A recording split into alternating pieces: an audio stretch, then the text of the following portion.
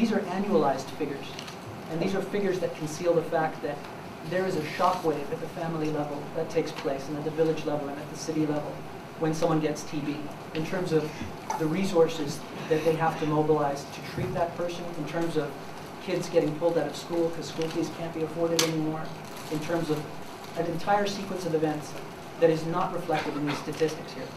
Just to put that on the table again.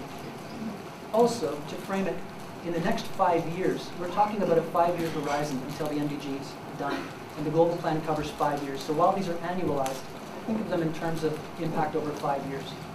I mean, TB's been with us since the beginning of time. And since 1960, probably about 100 million people have died from TB. If we don't jack it up right now, if we don't really accelerate the investment in TB, there are going to be another 100 million in the years to come. And that's within our power right now to influence. So you've got 1.7 million people dying per year, as John said. Of those, you've got about 400,000 deaths among people living with HIV/AIDS. And one of the through lines in this presentation I want to come back to again and again is the efficient use of resources. So if you think of the blood, sweat, and treasure that's gone in the last decade to trying to find, detect, and put on treatment people living with HIV/AIDS, the fact that TB is the leading cause of death among people living with AIDS, and that 1 in 4 HIV deaths are due to TB, is results on the table. The interventions that we need are there. We just need to scale them up.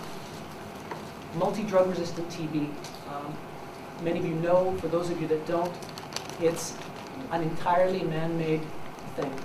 We shoot ourselves in the foot, then we go to the bank machine, we pull out all our money, and we throw it down a storm drain when we allow MDR TB to spread. When you think about this room, think how close we are to each other. Every person with active TB can infect between 10 and 15 people per year. And the risk factor is breathing. So there's no choice you make or not. It's just being close and in proximity with someone who's infectious puts you at risk. 41 million people have been successfully treated for TB since 1995. 6 million lives have been saved, and that's 2 million women and children.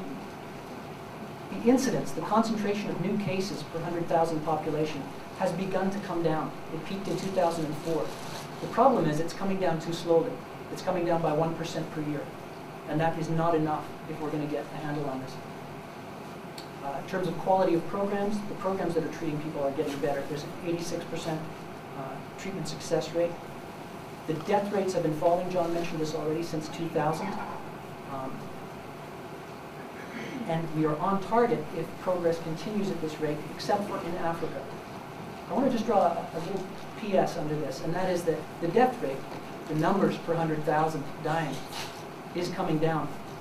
But because population growth is just increasing and increasing, the total numbers of people that are dying per year is not coming down fast enough.